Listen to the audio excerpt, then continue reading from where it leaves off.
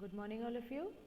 So now today, in continuation with the same history chapter, Independent India, we will have a look at the features, important features of the Constitution. We already had a look at few of them. We saw that the first feature that we did was the adoption of universal adult franchise, that is voting rights for all adult population irrespective of any difference that they might have. Then we had a look at the second feature, which was equality for all before the law. So as we know, that is also our first fundamental right.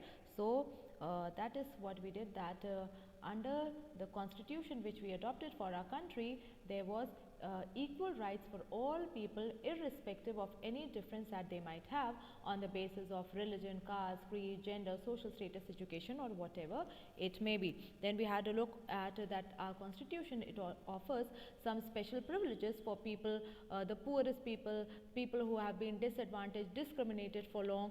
So we had to look at how we have posts reserved, means jobs reserved in government services, and also seats in the legislative assemblies for people from the scheduled castes and scheduled tribes. Okay, now we move on. And the next point is that the Constituent Assembly, they spent many days discussing that what should be the powers of the central government. So like they decided as to what would be the type of government in our country, and then what would be the division among the government, how many organs would be there, how many levels would be there, and all that. And so after all that was decided, they decided that what should be the powers, how much power should be given to the central government. Now some felt that the central government should be given more power, it should be made more powerful as compared to the provincial governments or the state governments, so that the central government can keep all the people united, and they would be in a position to think and plan for the entire country. But there were others who felt that the provincial governments or the state governments, they should have more autonomy, or they should have more freedom to rule their provinces or states as they wished. So keeping all this in mind, the constitution, it sought to strike a balance, and they did this by bringing out three lists which are called as a union list, the state list, and the concurrent list. Now in these three lists, there is a division of the subjects on which laws are made. And so first we have the union list. Now union list deals with subjects like taxes, defense, foreign affairs, so those things on which we need a uniform policy for the entire country. Now all these are under the union or the center. Then we have the state list, and the state list, it deals with land revenue, law and order, and the subjects which are of relative concern to the states. And the subjects which are mentioned in the state list, only the state government, they have the power to make laws on that, and the central government, they cannot interfere in that law making. Then the third list, that is a concurrent list, it deals with subjects such as forest, agriculture, education, health, public welfare and all. And on the subjects which are mentioned in the concurrent list, both the state governments as well as the central governments, they have the power to make laws. But in case there is a conflict, then the laws which are made by the central government, they prevail, because in our federation, in our system, in Indian federation system, the central government, it tends to be more powerful as compared to the state government. Okay, so we talked about federation. What is a federal form of government? Yes, class 8th, what is a federal form of government? You must have studied that. When we are past the divided between center and state. Alright, where powers to govern are divided into more than one level. Alright, so we can have two or we can have even more. So like when we decided for our constitution, so first we opted for a two-tier division of powers. So we had government at the center and we had governments at the state level. But as you all know, later on a third tier in the form of, or third level in the form of local self-governing bodies, it was also added in the form of panchayats in villages, municipalities in towns, and municipal corporations in big cities like Lucknow. Okay, So that was the division of power. Now, another important concern of the Constituent Assembly was language. You know, under the British rule, English was the official language here, and all the official work was done in that language. But you know, when after India got independence, so many felt now that English, it should be replaced by Hindi now. But the people who did not speak Hindi, now they were of a different opinion, and T.T. Krishnamachari, he also conveyed a warning, and this was on behalf of the people of South, and what he said that they will separate themselves from India if Hindi was imposed on them. So the non-Hindi speaking states and mostly the states of South, they said that if Hindi was imposed on them, then they will break away from India. And so, keeping all this in mind, a compromise was achieved, and so Hindi would be the official language of India, whereas English would continue to be used in courts, in services and communications between one state and another, and all this was done so that the unity of the country, it was not compromised. Okay. Now, Constituent Assembly, now you know, it framed our constitution and a very important body, and now many prominent Indian leaders, they contributed to the framing of our constitution, and the most important role was played by Dr. B.R. Ambedkar, who was also the chairman of the drafting committee of the constitution. Now, you know, when this constitution, it was adopted, at that time Dr. B.R. Ambedkar, now he said that he pointed out, he said few things which you know were troubling him, and that is what he tells in these particular words. He says that political democracy, it had to be accompanied by economic and social democracy. You know, under the new constitution that India was giving to its people, or India was taking up for itself, there was political equality for all. Now what that means is that everyone, all adult population, they had equal voting rights irrespective of any difference that they might have. But still, in terms of money and wealth, and in terms of social status, there was inequality among the people. And so what he said was that it is good that political equality is there, but it had to go hand in hand with economic and social equality. Why?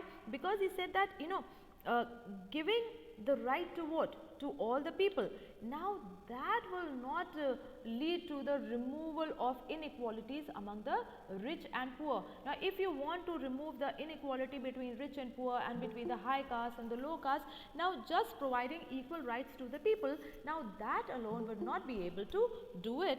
And so you know what he said, that with this new constitution, India, it was entering into a life of contradictions. Now you know what contradiction means, like two opposite things at the same time. So what he said that by taking up this constitution, India was entering into a life of contradictions. Let's see how. Because he said that in politics we will have equality, and in social and economic life we will still have inequality, because you know by making the rules, we have made everyone eligible for giving vote. Now we have provided political equality, but what about social equality? You know that takes a lot of time to come about. And what about economic equality? So he said that is why he said that we will be entering a life of contradictions, that in political life we will be equal, but in social and economic stature we will still be unequal. In politics, we will, by recognizing the principle of one man, one vote and one value, you know, everyone will be equal. But in a social and economic life, you know, because there had been through time immemorial, you know, there had been divisions, social divisions among the people, and there had been rich and poor. So you know, in social life and in economic life, we will continue to deny the principle of one man, one value. So though in political life we would be giving people equal value, but still in social and economic life there would still be inequality. Okay. Now we move on. Now during the national struggle, the Indian National Congress, they have promised in 1920s that once the country it got independence, each linguistic group, means each language group, they would have their own province. So like at the time we were fighting for independence, the Indian National Congress, it has promised to the people, India is a very diverse country, and people speaking so many languages, they live here, they reside here, and so they wanted their own regions, they wanted their own provinces. So the Congress, they had promised to give these people their own provinces once India it became independent. But after independence, the Congress, it did not take any steps to fulfill its promise or to honor its promise. Why? Because India had been divided just a few months ago, you could say, a little while ago, the country had been divided on the basis of religion, and freedom had come to India, but freedom had not come to just one country, but freedom had come to two countries, because Pakistan was created out of India. And as a result of partition, we have already seen what was the condition of the people, how many people they lost their lives, how many lives were affected, badly, worstly affected by the partition. So I have seen that as a result of the partition, more than 1 million people, they had been killed in the riots. So now, why Congress did not honor their promise? It was because like they were afraid that how they could further divide a country on the basis of language. The country has already been divided on the basis of religion. Now how could they further divide the country on the basis of language? Now both Prime Minister Jawaharlal Nehru and Vallabhbhai Patel, now they were against this creation of linguistic states. So both of them, they were against the creation of states on the basis of language. And after the partition, Nehru ji, he said that disruptionist tendencies have come to the fore, and he said that tendencies which want to hinder and disrupt the country, the development and everything, the unity and development of the country, now they had come in front, and we have to check them. And to check them, the nation, it had to be strong and united. So in order to check all these things which were coming to the fore to divide the people and to hinder the development and unity of the people, so India had to be strong to withstand it, and they had to be united. And as Vallabhbhai Patel, he also said that the first and last need of India at the present moment is that it should be made a nation. So Vallabhbhai Patel, he also said that at present the priority is not that we should divide India on the basis of language, means we are not talking about dividing the country into different parts, but dividing the states on the basis of language. So he said that now is not the time to do all that, because now is the time to unite the country as a nation.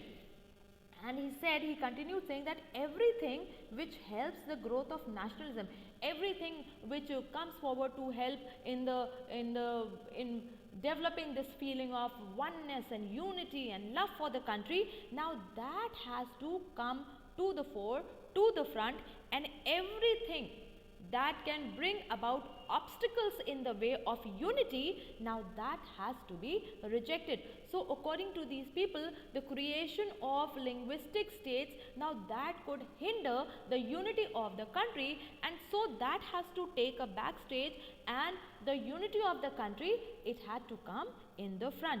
And we have applied this test to linguistic provinces also, and by this test, in our opinion, they cannot be supported. So he said that we have tried to put this creation of linguistic states to this test, and on the basis of that, this has failed, and we won't be able, what it meant was that we won't be able to create states on the basis of languages at that time.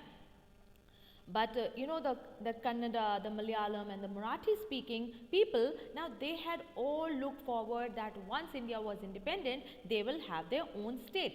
Alright, but now that was not happening.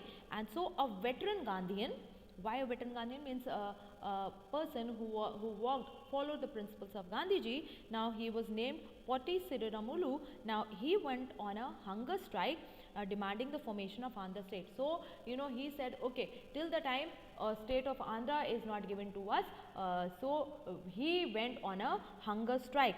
And when Nehruji, he went to campaign there during the elections of 1952, so he was met with black flags, and there were slogans. People kept reciting the slogans that we want Andhra, we want Andhra. And then what happened? On 15th December the same year, Siriramulu, he died, and the news of the death or the passing away of Siriramulu, now it engulfed the entire Andhra region in chaos. So there was, you know, because he was the one who went forward asking and demanding and leading the struggle, leading the demand of the people to the fore.